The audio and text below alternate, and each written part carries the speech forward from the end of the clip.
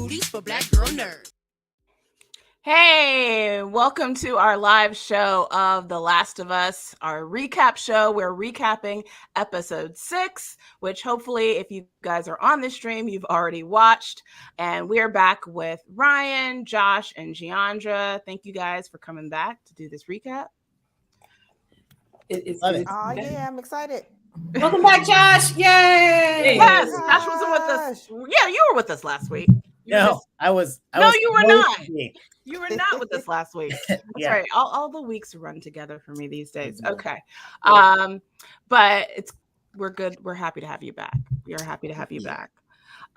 So before we get into it, because this was a lot, as every episode with The Last of Us is, just want to remind folks that if you are watching us live on the stream, you are more than welcome to engage with us.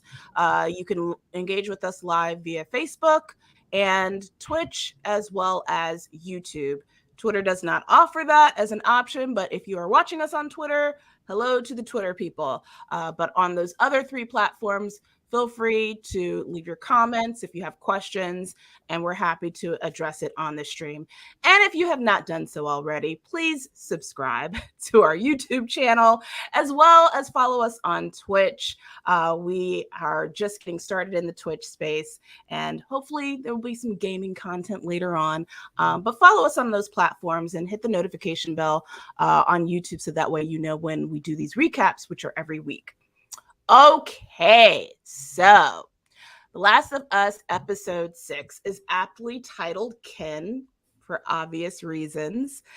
3 months have now passed since Henry and Sam's journey with Ellie and Joel has ended. And Joel has wandered inside a couple's home en route to find Tommy, and he tells the man of the home to disarm himself. He asks the man if he's seen his brother Tommy. The man says no. And then Ellie asks about the fireflies, and the woman thinks she's talking about insects and not the militia group. So the couple discouraged them from going west, saying that no one ever comes back. So I'm going to stop there and ask you guys for your thoughts about just this opening scene between this older couple that they meet along their journey and what you thought about that. We'll start with Brian, Josh, and then Giandra. By the way, this is my favorite episode so far.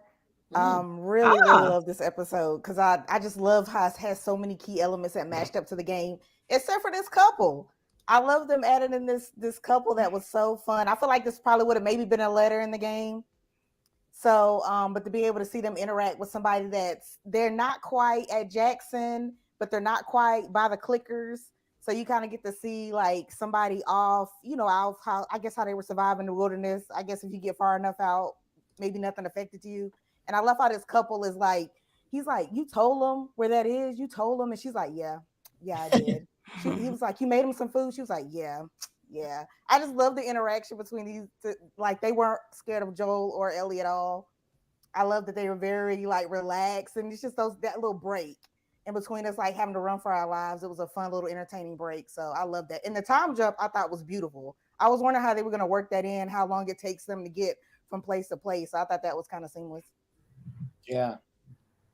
Yeah, I'll be honest. When they showed the dude walking into his cabin door, like he's walking, he hung up the rabbits on the side, he walked in.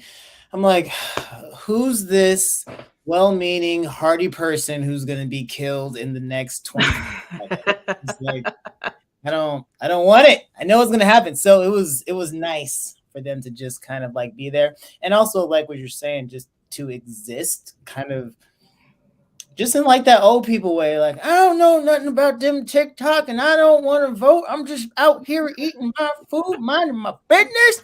I was like, okay, I can appreciate that. Like they're just simple, and they had been simple for a long time. I told you not to get them doggone cell phones. Like they've been off the grid as a conscious choice, and now it seemed like they felt very validated. But yeah, their back and forth was hilarious. Why didn't you shoot him? She's like, the gun's way on the other side of the room. I was like, I loved her. She's so laid back. Yeah. And he was so mad. You made him soup? Yeah, I made him some soup. It's He was cold. hungry. It was cold. Yeah. So yeah, the opening, it was fun. It was a nice break after the freaking suicide ending of the last episode. Goodness.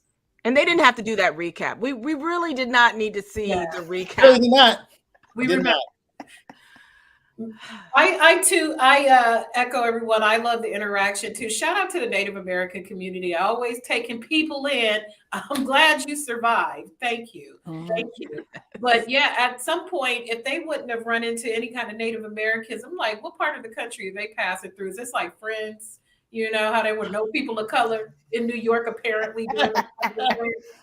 So they were cool. They, were just real. They probably was happy to see some people to a certain extent, because if they were trying to slaughter everybody, Joel would have done that. Susie kicked the door in. So yeah, definitely needed a little levity after last week for sure. Yeah, that was a nice deviation and addition from the game. And good point, Giandra, about showing this indigenous couple out in, I guess, a little outside of Wyoming, because that's where, many Native Americans live. So not only is it representation, but it's like accurate representation. We don't want a gentrified version of what that area of what Wyoming or the Midwest looks like. So yeah. So as they head out west, ignoring the couple's advice, Joel suddenly bends over in pain and he places his hand over his chest. And Ellie asks him if he's okay. He tells her he's fine and it's just the cold air. Ellie and Joel are seated then to a campfire. And this is yet another moment that these two have an opportunity to bond. So really great character development here. Ellie asks, if you could go anywhere, what would you do? So, they're just having a little small talk here. And Joel says that he would go and get an old farmhouse and raise sheep.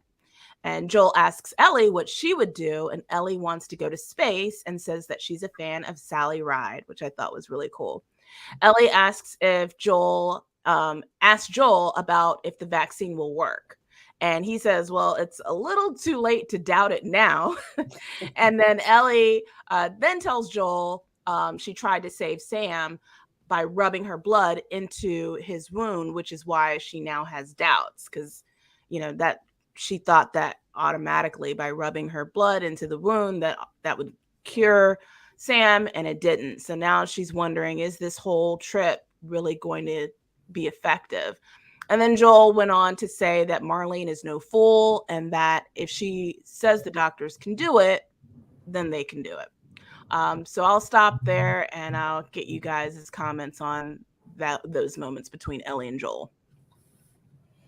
I didn't have much for this one. I like anytime they kind of get to kind of chill and kind of talk to each other, because they spend so much time avoiding how they really feel. So anyway, where they can kind of bring it out a little bit, especially Ellie, like she needs a moment where she can, she needs that moment where she can kind of just sit with herself for a little bit and be concerned. Like, I'll travel across the country. I'm gonna face all kind of clickers. We got hunters after us. Is this gonna work? Like, do they really know what they're doing here? Because I tried it and it's like, hello, he didn't bounce back from it. So I like that moment where she gets a little bit of a breather room. Yeah, I mean, I know it was in the last episode. I was just so confused on why she thought that would work. Like, you not learn anything about science? That's not how this works, man.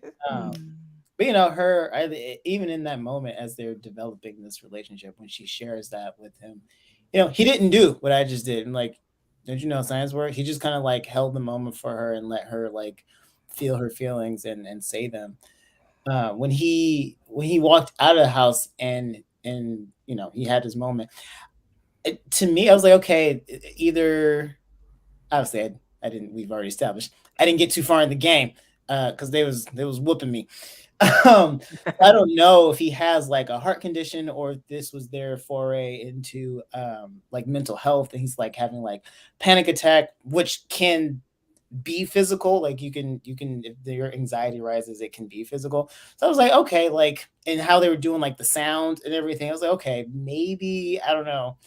But yeah, this was the overall, I think it was a nice, I think it was their way of saying like, hey guys, calm down. Like, this is nothing tragic's about to happen in this immediate moment. Like, we're gonna let you kind of like proceed through the first 5 to 7 minutes without re-traumatizing you. And we were like, okay, thank you. Little firelight, little jokey joke, little sheep thing. Cool, let's go. I was surprised that she admitted that to him, because she never admitted that she stabbed the one clicker in the head in the, well, I think she kind of at one point said, this is not my first time or whatever, in one of the past episodes, but she's, the bonding, the trust is coming full circle, or well, it's getting there.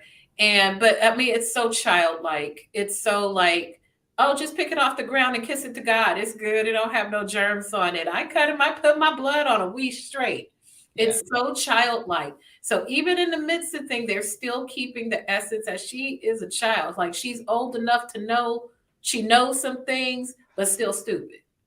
Like, girl, why are you wilderness? You could get, well, to her point, I guess she can't get infected with anything. Then, I'd be afraid I'd get like a little something when you get a cut, some kind of infection, but I guess immune from all things. So I need that healing power. Yeah. And I mean, I wouldn't call Ellie stupid. I think she's very naive, because remember, she's very sheltered. She's not as cultured as, Joel and many other people that were born outside of, where the Fireflies station is. So she didn't really get a chance to experience some of the things that like normal people experience. But yeah, I totally get what you're saying. To your point, Josh, about Joel and the moment where he seems like he's either having a panic attack or a heart attack, that's not in the game at all. I am curious to know where that is going to go, and I won't say anything more than that. So people online have said, to your point as well, that they think it could be a panic attack. I got the impression that it was more of a heart attack, just because he was holding on to his chest. But you said that I wasn't aware that panic attacks were also like a physical thing. So maybe it could be that as well. But yeah, we'll see how that plays out. But that is something that they've added for the show. Cool. Yep. So then what happens next is Joel keeps first watch and then ends up falling asleep in the middle of the night. He's awoken by Ellie the next morning, who keeps second watch. And Joel's a little upset because he says that he has to look after her, not the other way around. And Ellie says that she did exactly what she was trained to do. And as they tread on, they come across a river, and Ellie asks, "Is this the river of death?" This is what the elderly couple had implied is on the map, is the river of death. And Joel grabs his map. Suddenly, a group of people on horses approach Ellie and Joel. And an armed man tells Ellie to take 5 steps back behind Joel. This man has his dog that's with him come and sniff out an infected smell to detect if they're infected. So he goes up and smells Joel. Then he has the dog go to Ellie, which this is a very intense moment here, because we know that Ellie's infected. So we don't know what's going to happen with this dog. So even though she's immune, we're a little bit scared about this moment. The dog is friendly, though, to Ellie and does not detect the infected scent on her. So yay for that moment. And Joel then tells the men that he's just looking for his brother. And then a woman approaches and asks Joel his name. I'm going to just stop there because there's a lot that happens after that we can dig into. But what did you think about this moment between the men and the dog, and them sniffing Ellie and Joel, and just sort of this suspense moment that happened? I'm not used to Pedro going to sleep this much, because Gogru, he did this in Mandalorian. He was the one going to sleep. I was like, why is he always going to sleep? I was like, stay awake. And then if he lays on the one side, he can't hear anybody. I'm like, oh. I was like, come on, Joel, you're killing me. But I'm glad that Ellie is stepping up. She like, look, you done showed me the tips. Just let me handle it. I don't know why Joel just give her the gun. Just let her handle it and be a part of the team. He always trying to shut her down when she's trying to have her shine moment. But she kept him alive. She kept him alive out there in the cave, so she doing well. And that the dog coming up, I was like, man, that was gangster. Like a way to kind of detect, because I'm so used to everybody bringing out the little Yeah. gadget they have to make sure you're infected or not. I thought that was dope. I was like, okay, they got their own little network working. Now, scared to death for Ellie, but I like that it was a little change up. So yeah, that was well done. Well done. I like how they added that in. Yeah, I thought it was hilarious that he fell asleep because I feel like it's that adult moment where you ultimately, if you keep going, you run out. Like there's nothing left in the tank. There's nothing in reserve. Your battery's dead. Don't matter that you got a hybrid. You're just stranded, and the body's like, we got to recharge. So yeah, I like that. I think the thing though that stuck out to me about this whole thing, or that whole scene though, when they with the dog is I'm like, okay, so the dog can detect the virus or whatever. And we know how vaccines work is it is virus dependent. So if you even if you were boosted, if they test you, they can find COVID in your system because or the flu or whatever, because that's part of the vaccine. So the fact that it didn't detect it in her makes me wonder if that's why the scientists had such a hard time, but also why they want her, because it's less that she's surviving an infection, which is what everyone keeps saying, and maybe it's more that she is living with the cure, and it's a whole other thing. Like it's like she said, it's healing, or it's like a balm almost, but it's not any derivative of the strain that's going through everyone. So that was really interesting to me. And I was like, maybe I'm overthinking the science in the show, and it's just like the dog just whatever. But that part is like, huh? Well, that would be an interesting twist. And then like with some of the stuff that happened later on in the episode, I was like, okay, well maybe there is something to that. Maybe she's more living cure. Actually, as I'm saying this, I realized that she refers to herself as her blood being the cure. Like that's how she self references. But Joel always says she's infected, but just hasn't killed her. Mhm. You also have these competing ideologies. Okay, is she cured, or is she just sustained or survived infection? So yeah, that wouldn't have my wheels spinning. I like your perspective. Same. This show has given me a lot of things that I've been thinking about. Well, the first thing with this scene is it was a tension.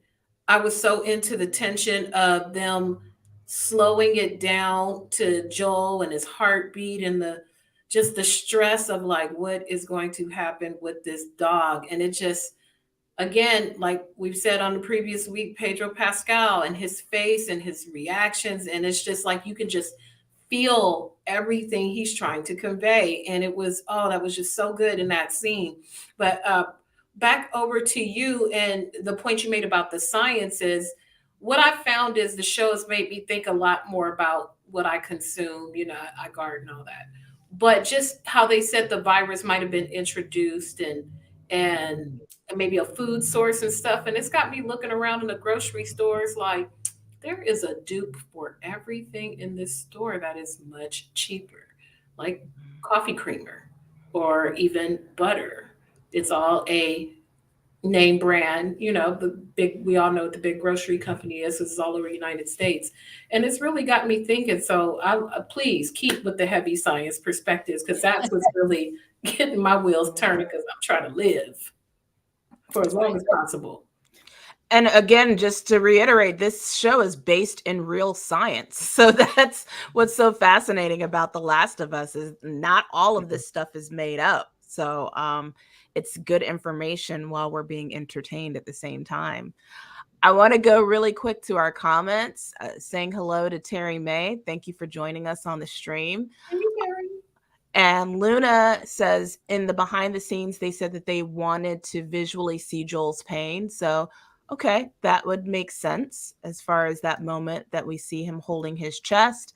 And then Danielle says, I believe Joel is having a panic attack. Those attacks can come off like a heart attack. Remember Terry from Soul Food Show.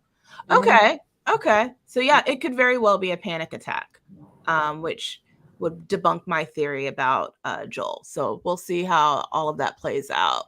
So then we move on to our next scene, and they approach a gate. This is Joel and Ellie and this team of, or this group of men and one woman on horses. They approach a gate, and beyond it is an entire small town. Joel then spots his brother Tommy, played by Gabriel Luna, and Joel yells his brother's name, and the two reunite for the first time after decades of not seeing each other. Joel and Ellie are fed, and Ellie has a bit of a chip on her shoulder. And Joel tries to tell her to mind her manners, but she's annoyed at being stared at and how she was treated by Tommy's men. Maria, played by the great Rutina Wesley, says that they have to be very careful and to protect themselves. And Tommy tells Joel that Maria is family, meaning that she's now his wife, and he offers a tour of the settlement. So, two key things before I take it to you guys for your comments. The meeting of Tommy, Maria, Joel, and Ellie are a little bit different in the game, but as far as how they all interact with them on horses and the dog sniffing out Ellie, none of that is in the game. But I actually like this deviation because it brings a lot of tension, a lot of drama and suspense. So that was really cool to see that. And then in the scene where Ellie has a little bit of a chip on her shoulder, and then there's this girl that comes in the restaurant and she's looking at Ellie and she's like, "What are you looking at?" That girl looks very similar to a character that actually appears in the second game called the same title, The Last of Us 2. And her name is Dina. And Dina plays a huge part in Ellie's life. So nothing's been confirmed, but the actor looks a lot like Dina. I actually should have gotten a screenshot when I was live tweeting, but wasn't able to do that. So anyway, I'll stop there and ask for your commentary on all of those moments. Yeah, I love Tommy and Joel's like reaction, seeing each other like hugging and almost like crying and tears and everything. I thought that was such a cool moment because he's been like, I gotta get to my brother, I gotta get to my brother. Now he don't look like he need a whole bunch of saving, but he did find his brother. So I thought that was interesting. So Gabriel and Pedro, they played that. They did an amazing job doing that, and their chemistry is just amazing. Love Rutina. I always think of how she moves when I see her. I don't know why, but that was like my favorite movie with Rutina in it. I like her quick like dialogue, and the way she delivers this character has your wheels turning. Like Josh, you said earlier your wheels are turning. She had my wheels turning because Yeah. I was just like, as she was talking, I was like moving. Like as we get closer to the tour, she's talking about how they set up the settlement, and seeing her connection with Tommy. I just love the way she pulls you, and she's like she has that magnetic pull to her when she goes into a character. So I thought that was so dope that they chose her to play Maria. And yeah, I mean this scene was, and somebody to go toe to toe with Ellie. I love that. I love how she was looking at her like, okay, now you got a little bit too much mouth for me. Like like the kids don't run like that around here. So I like how she was kind of giving her the check on that as well. But yeah, it was just so much to take into this scene of just seeing them interact and being in Jackson and Jamie mentioning Dean. I hope that is an Easter egg. I hope they're dropping clues since we know season 2 is coming around. Yeah, So so hopefully that's something to look forward to. that's the shot of Dina or the girl in the background. We don't know her name. And then in the lower right hand corner is Dina in the video game. So fans got really excited when they saw that little cameo. Yeah, I think that's cool. I hope so. They play this so well, how they put in little bits of the game and everything. And what I've seen of like the part 2, it looks like she's turned up. So I'm hoping they keep dropping Easter eggs for us. Good. Yeah. I liked the way they handled the brother reunion. It didn't feel overly emotional to me, and I don't know. I have brothers, so maybe I was like, oh, this is what it'd be like. But like when you didn't really part on the best of terms, and the only thing that is like driving you is just the base like love, like we put the beef aside, like this is just about us being brothers. And then they got to reunite, and it was like emotional but then like tense, and then it's like, oh shoot, well, you don't need saving, like on Joel's side, you don't need saving, and then on his brother's side, you're not dead. Dang. So now my whole conception of how I was going to interact with you, that goes out the window, and now we're back at like the tense energy between us. And I thought they handled it. Even like Joel's like, I mean, again, shout out to Pedro because he's just awesome. His little like half skip that wasn't quite a run when they were gonna go meet each other. I was like, this is so good. Other thing I say, apparently, these boys like black women. I was like, oh, okay. All right. Okay. They like the sisters, don't they? Yeah. Yeah. That's what I was like, Joel, like, why are you looking at him all confused? I don't understand. Like, you already know, know about this life. Right. So I was like, I didn't even catch that. That's hilarious. Go ahead with your bad self. So yeah, that was great. And yeah, Ellie was super feeling. It's interesting, like, again, just the level of detail in the show, because when it's just her and Joel and they're just like out, she's like kind of got, she's got that edge and bravado. But when she's around people who she perceives as sheltered, she's like, I am everything and y'all are less than nothing. And I like that she was trying to flex. And then, again, I can't remember the character's name, but she was just like, nah, you about this much of it. And you're going to find out. And yeah, I didn't know about the Dina thing. I figured she was important because like she just kind of popped out and she was like, ugh, and then she went away. So I was like, okay, this is probably going to come back later. But yeah, that I thought it was really, really well done. And it continued. I think you were saying earlier, Gianna, about the just like slowing things down and like the tension, because I think at this point we're so, at least for me, I know it's like, okay, when's the thing going to happen? Like, who's going to suddenly get shot in the head? When's the, clicker's going to pop out? Like, when's the thing?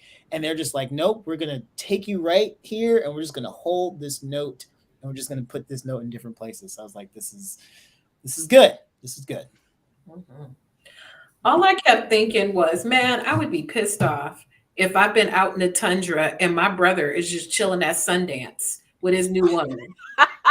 Oh, that's all it looks. It did look like Park City. It really did. I'm like, they got a whole town up in this joint and they are kicking it. I've been roughing it. I done brought somebody else's child. I already have my trauma. And all that time you were there, you never thought, not once to even try to find out where I am, especially the way that they parted. It was so emotional. He was trying to save his daughter. His brother, they left each other at a river in episode 1 when they had to part and go their separate ways. Yeah. And it's been all this time. You done got a new woman, y'all living good. And that I would have found that to be very, very hurtful. And Ellie picked the right one to mouth off to. She picked the right one who had to get her all the way together. But she does have a point. But I don't know. It's kind of a misguided point. When she was living in the QC or whatever, she was exactly that kid, I'm sure. Living a sheltered life and, a couple little weeks on the tundra. She knows just a little bit of something to know she knows something, but not enough to be fully mature. So they keep her in that lane, that age appropriate lane. But Maria, I too liked her. I love Rutina's delivery. She reminds me of the other character that was killed a couple episodes back, when all the things came out of the ground. And, I like these ideas of women who are clearly authority figures, but every authority figure doesn't have to be a Linda Hamilton in The Terminator. I saw that whole thing on Twitter today with a homegirl from Top Model and the other actress who's in the show about how this idea of a dystopian survival leader has to look like Linda Hamilton. And it's like, no, if you're a strategist and you're a smart person, that's what you have hench people for. You're not out there doing that. You're the thinker. They are the workers. And so, yeah, I liked her delivery too, because she in charge. Get them badass kids in check. And Melanie Linsky is who you were thinking of. Kathleen. She Mhm. shout out to her. She did a great job in that performance. So a couple of comments. Terry May says that they're race swapping characters whenever possible. Great. Fine with that. I'm actually glad we're actually race swapping a character that doesn't get killed. Right. I mean, Yeah. you know, can we get a Yeah. black character that doesn't die? So yeah, I'm here for it. I have no problems with that. And shout out to Rutina Wesley. She's very familiar with playing race bent characters. Tara Thornton was actually white in the True Blood books, so you know, she knows a thing or two of playing race bent characters. So Naturally Coco, Joel says he wants a sheep farm. Felt like an Easter egg to me. Ooh, do tell. Do tell, because I am not familiar with that. Ooh, Terry Lynn says exactly. So yeah. So then after that scene happens, Maria now is explaining about the town that looks very much like Park City, Utah, and says that they settled there 7 years ago. Maria explains how the community works and everything is shared within the community. When Joel says, "Oh, so you're communists?" Tommy says, "No." And Maria says, "Yes, we literally run a commune." That was a funny moment. Maria offers to continue the tour along with Ellie so that Joel can have some privacy with Tommy. They drink at a bar, and Tommy asks, how's Tess doing? Joel lies and says that she's fine. And when Tommy asked about Ellie, Joel lies again and says that she's the daughter of a firefly and that he's trying to get her back to her family. And just, a quick note here about the game. Maria actually does kind of run the settlement. She's sort of like in charge of the settlement as well in the game. So there was no changes with that. So I'm going to stop there. What did you think about, Joel lying to his brother about both what happened with the reason why he has Ellie in his possession as well as Tess? I think he was still trying to feel. I think he was still in his feelings, a little bit like John just said. Like he kind of just sitting up here chilling. Like he has a wife now. His whole life is kind of advanced without Joel. Like Joel's kind of been in this stuck. Like he's grieving, and it's like you look like little brother is just like he has an age. He got the gray beard and anything. He's not having a panic attack. He's over here chilling with his new wife. So I think Joe was like, well, let me just keep a little bit of secrets to myself a little bit, just how I feel the situation out a little bit and figure out what's going down. But yeah, it was a little bit of like brother tension there. Like, okay, man, you done came up a little bit here. You're gonna have to check yourself a little bit. So he kind of holding it back a little bit, where he gives them all the details. And I don't know if we got to the part with Maria and Ellie yet, where she's kind of giving. I felt like that was kind of cool to kind of see her give her a little bit, stuff like feminine products she might need, a little advice from a woman, like stuff she would need that she's been out with Joel all the time, and we know Joel don't know what he's doing. So it was kind of cool to have her like kind of step in and give, her some kind of like female advice, stuff that she would need to know, and things that she wasn't trying to have, because we know how Ellie just runs that mouth all the time. But Maria was there to try to help her out. So yeah, I like this. I just love Joe was like having to check himself a lot. He can't run from his feelings. Both of them can't run. And this whole episode was about, realizing, that you do this person that you care for, how much do you care for them? And are you ever going to let them know them that? Like, you guys are in this situation, so stop trying to run from each other. And I think all these characters are just bouncing in at moments that they need them to try to keep them from running from their emotions. So I love this. I thought it was a well played out scene. Yeah. I was all the way in the scene right up until they got to the bar. And I'm like, where y'all get all these liquor selections from? Nice. Yep. Where are all the, who are you importing from? What happened here? How'd you do that? But yeah, it was interesting, the lies. I think, I don't know, for me, I felt like there was that base. He knows he and his brother did dirt. He knows about the Firefly thing. And so to me, I was like, okay, you just got here, and kind of like actually what I was saying earlier is like, you got here and you realized your brother was fine, So your whole paradigm of like, oh, I'm gonna have to rescue him, or he's gonna be like stressed. It's like, well, he wasn't. Like you were saying, like he was fine. He was cold chilling. Uh, you know, got himself a new lady. He's living essentially the dream for what this landscape is. And so I could see him being like, well, let me make sure. Let me hold my cards close to chest. Let me see if even if he trusts his brother, he doesn't necessarily know everyone in the commune as well. And so, like, yeah, let me just say some stuff and see how you react. So yeah, I don't know, I was cool with that. To me, is like, it's survival, especially because at that time he and Ellie had split up. So I'm just like, yeah, you can't say nothing that could possibly, be a phone call, like throw her off the roof or whatever. Um, yeah, the commune thing was a great joke. I love that, but also I like when we take different looks, or when we take nuanced perspectives on ways to do society, because I feel like ways of doing society are stained by the worst people to do them.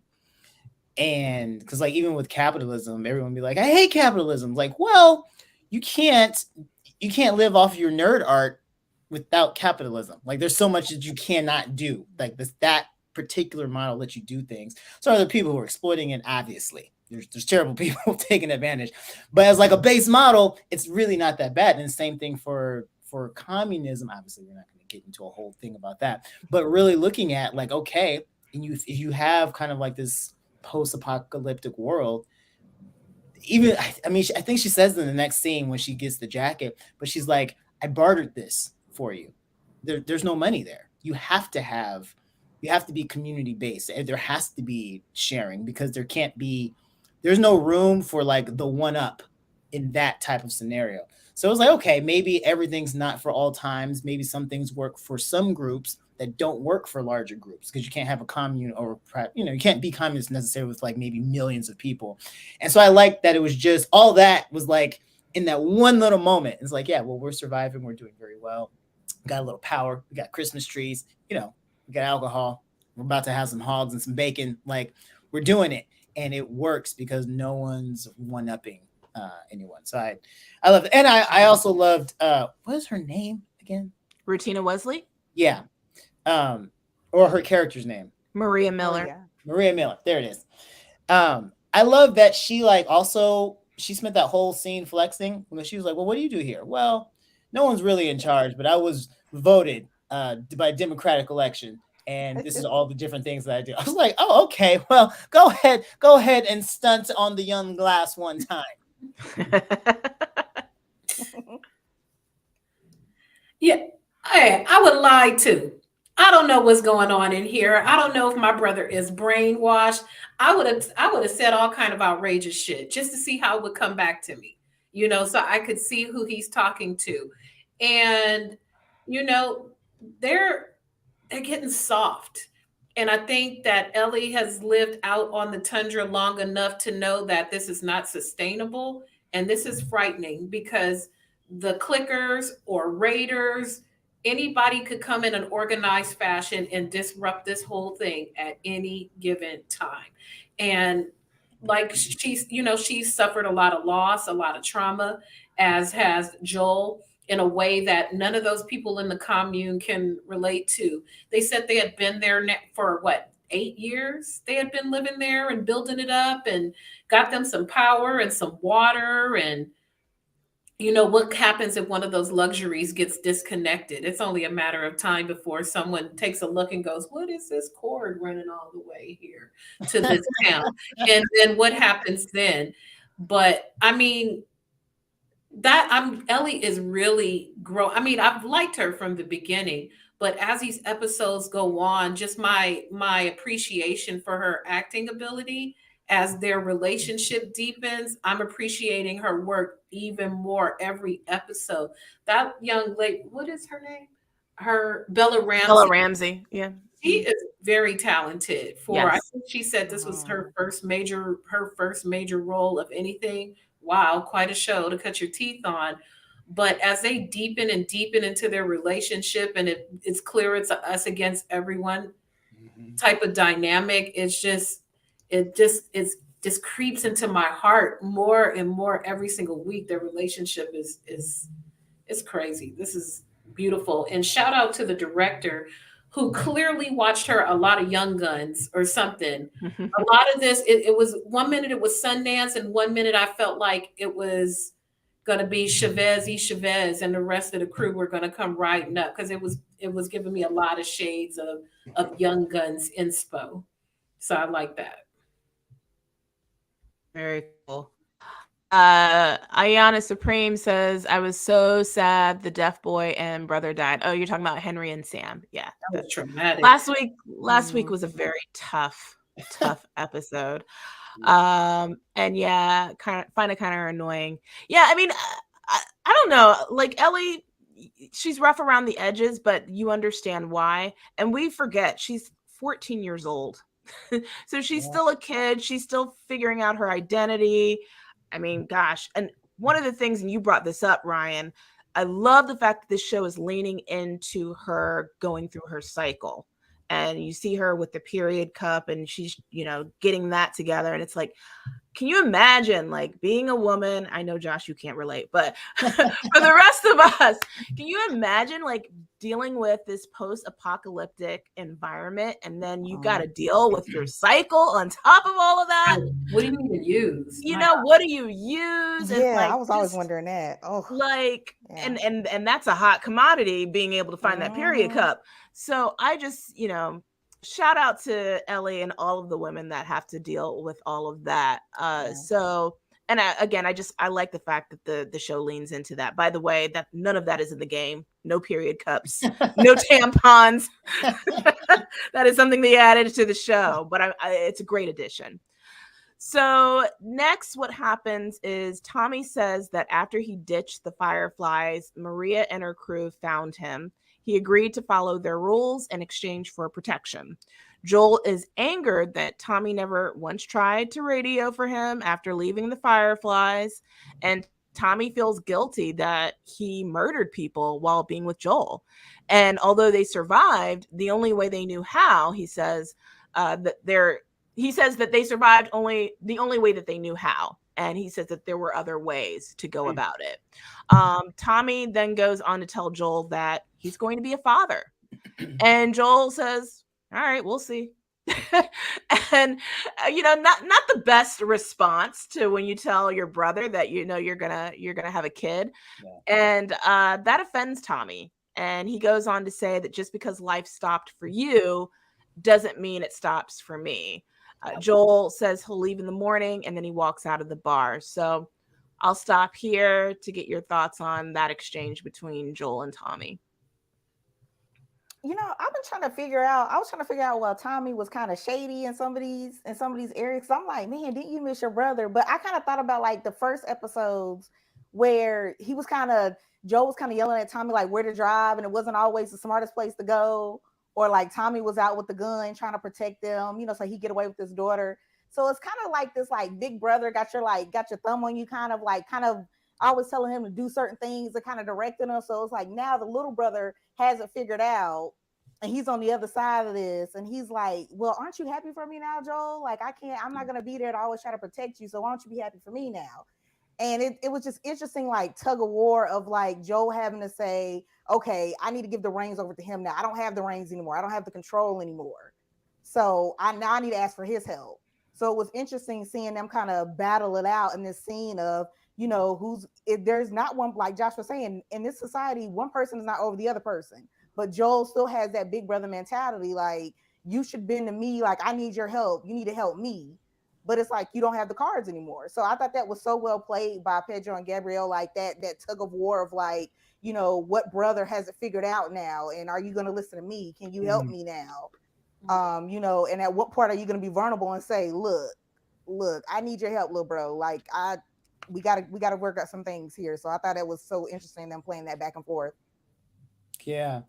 In that scene, I felt bad for Tommy, because I'm like, that's that's a tough position. Like when he explained it, it's like, I had to follow the rules, and they had already talked about like how do we stay hidden. It's like, well, we don't use the radios. And it's like, well, dang, do I contact my brother, who I love and adore, who the last time I saw him was chaos, or do I just hope for the best and just live with my brother's probably dead to protect this whole, this whole commune and these people who saved my life? And like that's tricky, especially like knowing like the madness of the world, and all it takes is one radio, and then swarmed. So that made me feel for Tommy. And I was like, yeah, that's a tough choice. Joel though was not having any of it. He was, you're right. He was back on I'm the big brother. I've been keeping you on the straight and narrow. Even down to him justifying, like you're saying, like Tommy had kind of moved on and like accepted, okay, that was terrible. There were other ways. And he was like, we did what we had to do to survive. That blah, blah, blah. And Tommy was the more mature one here emotionally. He's like, I don't fault you. He's like, I'm not guilt tripping you at all. But we did other stuff. There was in between nothing and mass murder. There was a lot of empty space to play with, and we just didn't play with any of it. I'm curious. Well, I haven't been on Twitter since watching the episode, obviously, because we're here. I am so curious what the reaction will be to the line when he's like, I'm going to have a kid, I'm going to be a dad, and I just hope that I'll be a good one. He's like, well, I guess we'll find out. Because to me, and this might be the the harsher big brother energy coming out, I'm like, that's a fair response. We don't know if you're actually going to be a good dad or not. Like we about to find out. Just on the practical level. And then personally, he's like, I can imagine from Joel's side, I thought I was a good dad, and I got my kid killed. And I thought I was a good dad, and now I'm saddled with this other kid who, no, I didn't want to have that conversation. So yeah, that part. I mean, I know Tommy was like highly upset by it. Understandable. That's not that's not what you want to hear. But on the other hand, I'm like, yeah, I guess we will find out. I'm not rooting against you, but you may actually be a trash father, and that's something we might have to talk about at the appropriate time. So I didn't have a problem with that line, but I'm very curious how the internet will respond to that. I'm not sure how he expected Joel to react because they haven't seen each other in a long time. And that's the last image he had and the last knowledge that he had of his brother, that he lived a certain way. And it reminds me of when somebody in the family is successful and they move out of the hood. And it's like, how much of the hood do you keep in you? Do how much do you reach back? How much do you keep yourself tethered to that? And will it be detrimental to your life, literally, to move like all these rappers who move out of the hood and become successful, and then the minute they go back, something happens to them, and it's tragic. And it's a similar kind of situation here.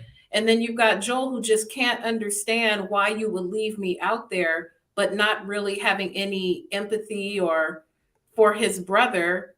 They didn't know if they were alive or dead. So it is a tough spot. What do? Do you try to hold on to the memory of the family that you had, or do you try to move forward and create a new reality? There's no win. No matter what, there's no win. And it's jacked up. So yeah, very, very well done. Sometimes we gotta move out the hood. Sometimes you gotta move out of the hood. It don't always work out. Yep. That's true. Well, then I'm going to move on to our commentary. We got a lot of, thank you guys, by the way, that are in the stream that are engaging with us. We got a lot of great comments. So I want to move on to the next scene. So Maria takes Ellie to the movies, and it looks like they're watching The Goodbye Girl, Neil Simon's film, starring Richard Dreyfuss. So Joel talks to Tommy and confesses to him that Ellie is immune. He then tells the truth about Marlene getting the girl to the Fireflies for a vaccine, and that Tess got bit, and that it was her dying wish to save Ellie.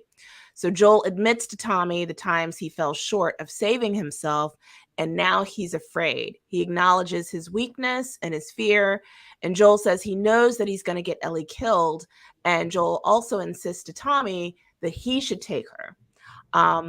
So I'm going to stop there because there's a lot that Joel reveals to Tommy in that moment. And also the screening of the movie, I was very curious about that. That's not at all referenced in the game. And I was curious to know why the filmmakers wanted to use the goodbye girl. So that was very interesting to me. So yeah, Ryan, you start off. What did you think about those scenes? I mean, I guess it's lending more to you guys talk about Sundance. I mean, now you over here watching, they got movie theater set up, watching movies and stuff. Like, what is going on? What is happening? Jesus, like they got everything said, they ready to go. But it's oh man, I'm just trying to figure out why Tommy ain't sharing the love. Like everybody else trying to figure this out, and they got their whole little thing set up and good to go. But you know, with Joel and Tommy though, that scene, I was like, about time. I mean, Joel need to quit hanging on to the fact that he think he got it all figured out, because he doesn't. I mean, he's sitting over here having panic attack or whatever's going on in his chest is not looking well. You know, I'm always on the side worried about his ammo. I'm like, dude, what you doing? You know, if he's talking about he's, you know, like he's feeling weak, you know, and just being vulnerable. Like it's okay to ask for help, Joel. It's okay. You can say, I need some help. Everything is not going well. You know, y'all been out here struggling. You can't, you know, you're trying to find food. Like they out here roughing the life. So it's like, you're not okay, sir. Like you got the gray beard and everything.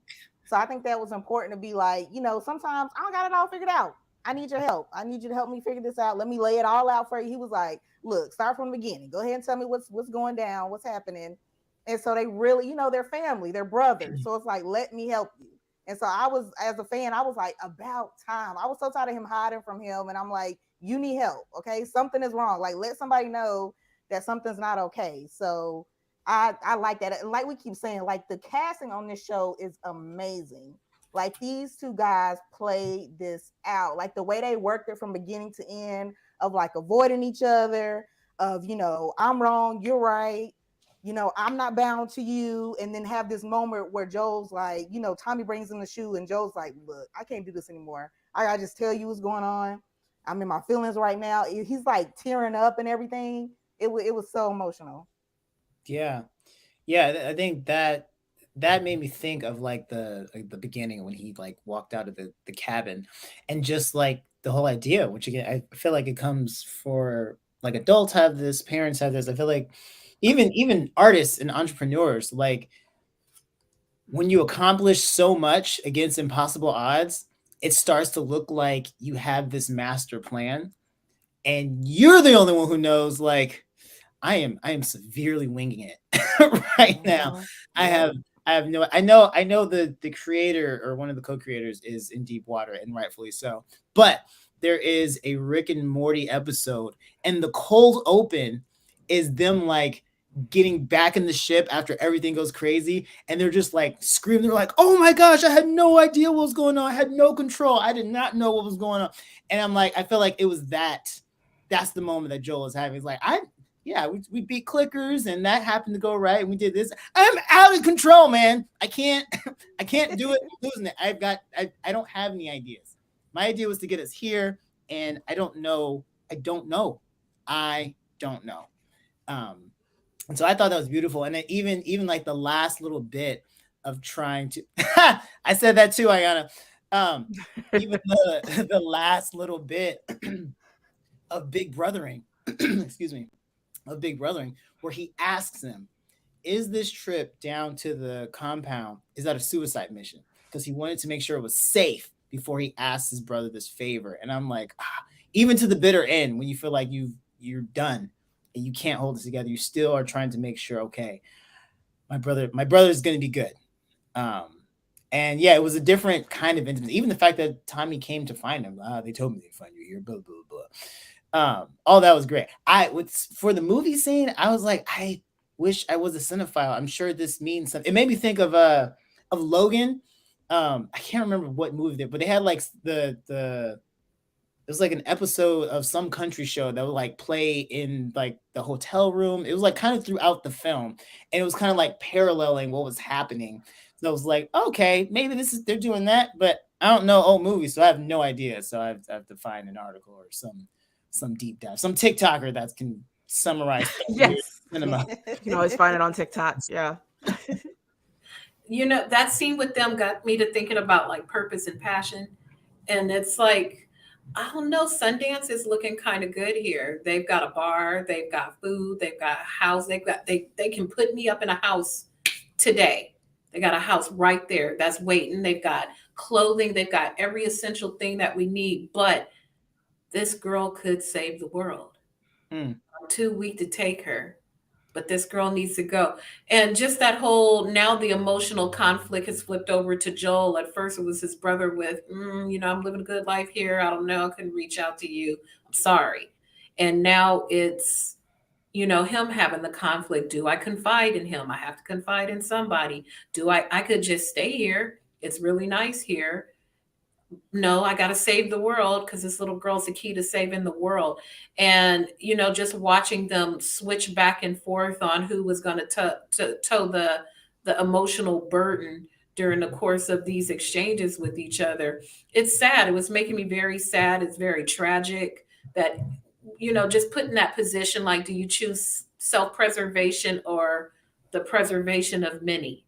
Mm. That whole commune is the preservation, just a few, a few lucky few, but the rest of the world, and they're ready to shoot them down to keep it secure and safe. And, if I didn't, there's the video game to lead us to what's going to happen, but just the idea, what if Joel's in a position where his own brother has to shoot him? You just never know. There's all kind of crazy things that could go on. So the emotional weight of all these people is just, I would have snapped by now. I would have just laid down, dragged me down like clickers, because it's too much. Yeah. Especially, I forgot too that she had just said in the prior scene when she was schooling in LA, she was like, "You can only be betrayed by the people you trust." Then they took us into the brother scene. I was like, "Oh my god, I can't. This is too much to process." Yeah. The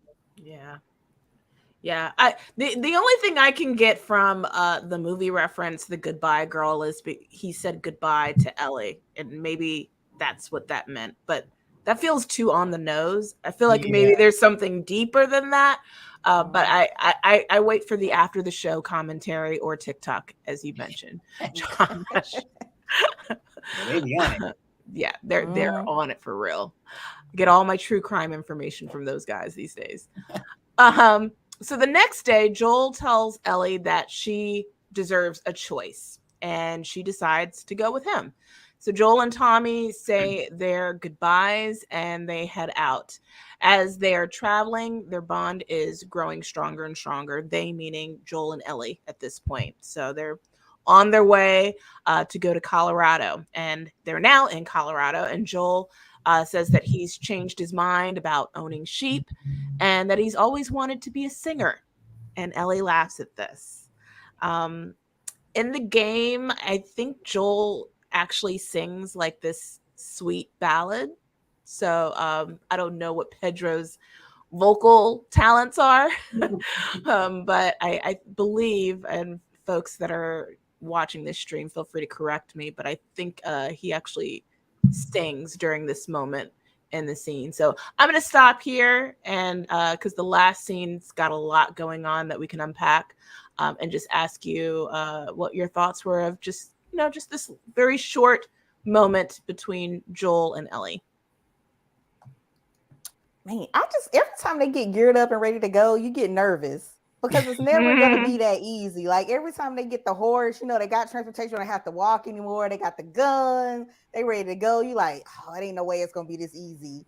Yeah. But shout out again to the production design when they rolled up to the college, like just the way it plays out, where you still feel like you're in that, that gaming world when you're seeing people post like the shots and stuff from the games and stuff. It's so on point to kind of still put you in that headspace and seeing everything deserted, and I'm just like, where are the fireflies? Like it's just like every location you go, they just gone.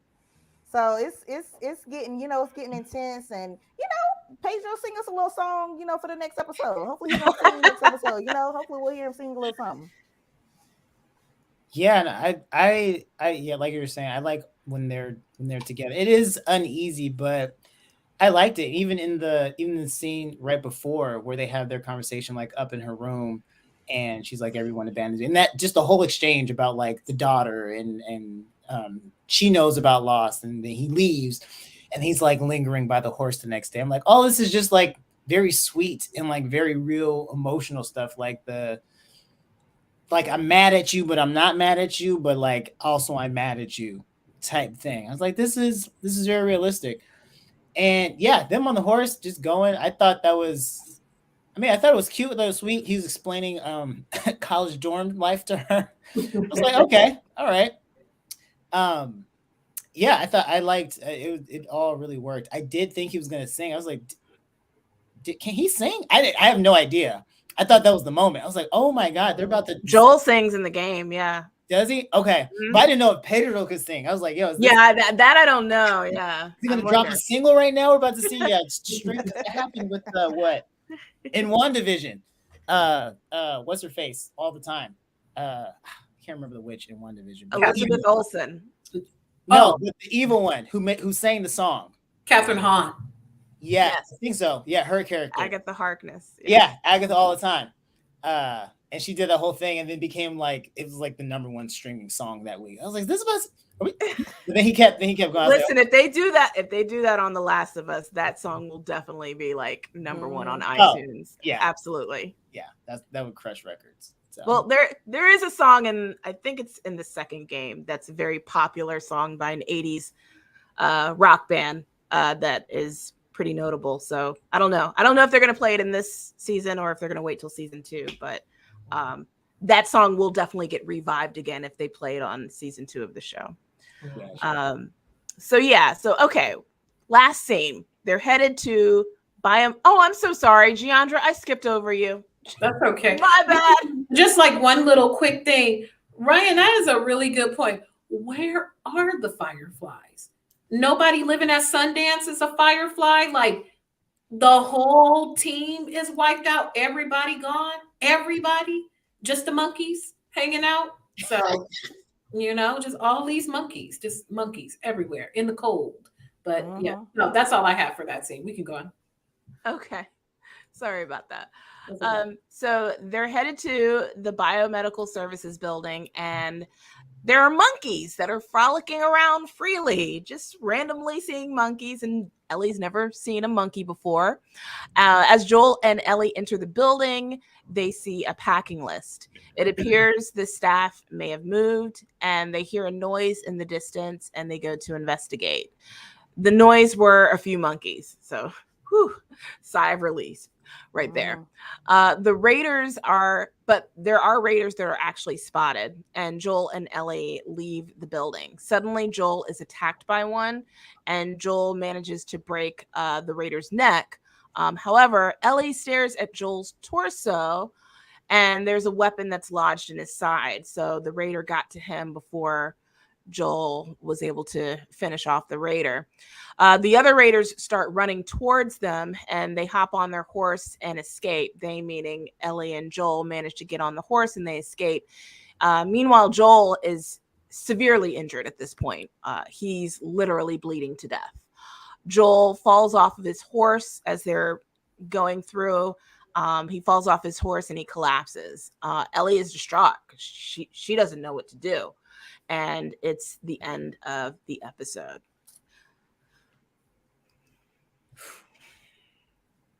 That was a lot. Only the Last of Us can end like this.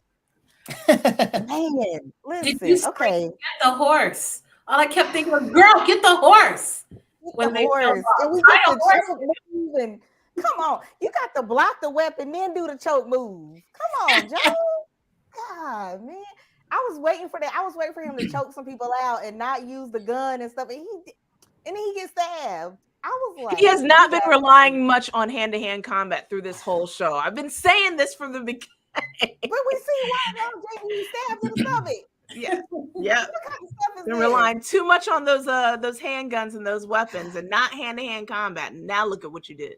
No, but anyway, I'm just this stressed this out. I happens don't in the know. game, by the way. So this is Yeah. yeah. I don't know. I don't know what we're gonna do. He over here laying on the snow. He bleeding. At least they got away from the Raiders, and she didn't have to like try to shoot some people and try to pick him up. Like as soon as he fell off that horse, I was like, "Oh, we not getting ready to do this." Because I'm like, how is she gonna carry? Like, how's she gonna get him to the next destination? I don't like it. I don't like it. That's all I got. Is I don't like it, and I'm just mad that I finally got my choke move, and it was something else, and didn't work out like I wanted it to work out.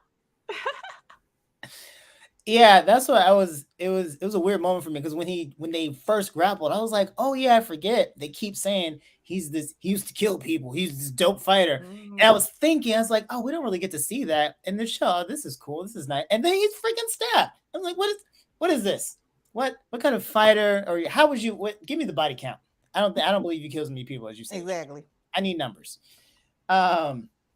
Yeah, the whole scene had me on edge because I'm just like, every time y'all do some out in the open stuff, it don't go well. So it's kind of like, even when he said it, we're gonna ride through the middle because it's safer. I'm like, how is that safe? You can be shot from any angle, and then they just left the horse out in the open. I was like, guys, what is this, amateur hour? What are we doing? Amateur hour. You get one good home cooked meal and you forget common sense. Like, what is happening? So when the Raiders are there, I'm like, yeah, it's kind of what you get. Like, what are we doing here? But yeah, it was dramatic. And then, with the ending I was so back and forth because I was like, well, he can't be dead because they greenlit season 2. But then I was like, I didn't play the first game, so I don't really know what happens in the second game. And then if he is in the second game, because I feel like I've seen the cover, they've made so many deviations at pivotal moments. I'm like, oh shoot, is this secretly a show about Ellie? I don't know. But I came back to, I don't think so. I'll be surprised if they do that. But next episode might be where he sings. That might be it. Where he's sort of like head coma. And so he's like living his fantasy dream as like he's being resuscitated by insert mysterious character who pops up with what they need at the perfect moment here. When that's happening, he might just be in his head, just like, oh, no. And that might be where we get the song. But nonetheless, it was stressful. I was looking at where they're at. I'm like, yo, it's railroad tracks. It's snow. He's big. You're weak. Like, what is this? And then, like you said, Ryan, only the Last of Us can end a show like this. Like, hey guys, you want a little more? No. Awesome. So yeah, it was a lot. When they were in the college building and the monkeys were clanging around, I fully expected the monkeys start wilding out. Like I thought they were going to be, because these are monkeys that they probably were experimenting on. I was fully expecting the monkeys to be crazed like Cujo type monkeys, but no, they were just hanging out. And then them again, like I agree too, right through the middle of the town. I was fully expecting to hear pew, pew, pew, pew, like just bullets to come flying through the air out at them, but no, only to get shivved. Only to get shivved. At least the snow is working for them. Cold will slow down a wound. At least it's not hot. So hopefully the cold will help keep the wound good. And Ellie just having her panic attack now. Panic. Maybe that's the theme of the episode. Panic. Everything is sheer panic in a different way. So yeah, get up, Pedro. Get up. Sing us a little ditty or something. Now I want to know about Pedro's singing skills. I gotta do the Googles. Gotta go down the rabbit hole of that. Exactly. So that wraps up our episode. This is not a spoiler. I will show this comment really quick from Nanto the Enigma. Get those tissues ready for next week's episode because that is facts. We're not done with the crying. We're not done with the emotion and just being wrecked. Next week we will see Riley, and Riley is played by actress Storm Reed. And we love Storm. We've chatted with her many a times here at Black Girl Nerds, and Riley plays a very significant role in Ellie's life. So we will see her next week, and we'll figure out what Joel's fate is going to be. and we'll just keep it at that. All right, Storm Reed with this HBO house contract. We love that for her. For real though. Get it, girl. Get it. Come on. Be on Yeah. our big shows. And before anybody gets upset, Riley is black in the game. Just throwing that out there. And Black women can be named Maria, God damn it. People were getting in their feelings about Rutina Wesley playing Maria, and some idiots on Twitter were like, yeah, but Maria's not a black name. And I've never met a Hispanic. Yes. I've never met a black woman named Maria. Check the Black Girl Nerds TikTok. I did a TikTok about it. It's never met a black person named Maria. They never met a black person named Maria. They legitimately said that out loud on Twitter. I need them to come out from under whatever rock they've been hiding under. So, my black ass sister-in-law's name is Maria. We can be named Maria. It's okay. Hell, yeah, we can be named all sorts of things. Good grief. That is wild. It is crazy. And we absolutely love Rutina. She bodied this role. And I absolutely am here for all things Rutina Wesley. Happy that she is getting that HBO contract. And hopefully we'll see her in more things. But yeah, she's great. And we'll get to see Maria more. Maria is a prominent character. Ayana, thank you so much. She said she'll see us next week. She loved our coverage on Kindred. I do apologize for you guys that are Kindred fans. We never got a chance to finish out those episodes. But thank you guys for tuning to that show. It was during a very busy month because it was around the holidays too that we were doing those recaps. Nanto, the Enigma. I'm going to make a movie called The Last Black Man on Earth, starring Tom. No, starring Chet Hanks is even funnier. Exactly. You got to have that fake patois. You got to get that practice now. If you're gonna play Chet, you got to do it. I would love to have dinner with him and Rita, and just ask them, how did this happen? Who's responsible for Chet? I just want to know. Tom and Rita Hanks, if you're out there, Rita Wilson, invite me to brunch. Chet and Colin are like polar opposites. Complete opposites. Like, how are they even related? Yeah. I'm trying to find out. Well, maybe it's like the Kelsey brothers. The one Kelsey brother who won the Super Bowl said, well, they went different because he started playing hockey and I started playing basketball. And that's where it went different. That's okay. Let me guess. The one that played basketball, is he the one that dated the sister? Exactly. Okay. I'm just curious. Okay. Well, on that note, thank you guys so much for tuning in to the Last of Us recap show. We will be back next week, and we're excited. We can't wait to dig into Riley and Ellie's storyline. It's intense. It gets really, really good. So we'll see you then. And yeah, I really appreciate the engagement, you guys. Keep it coming. We'll see you next time. That's right. Bye.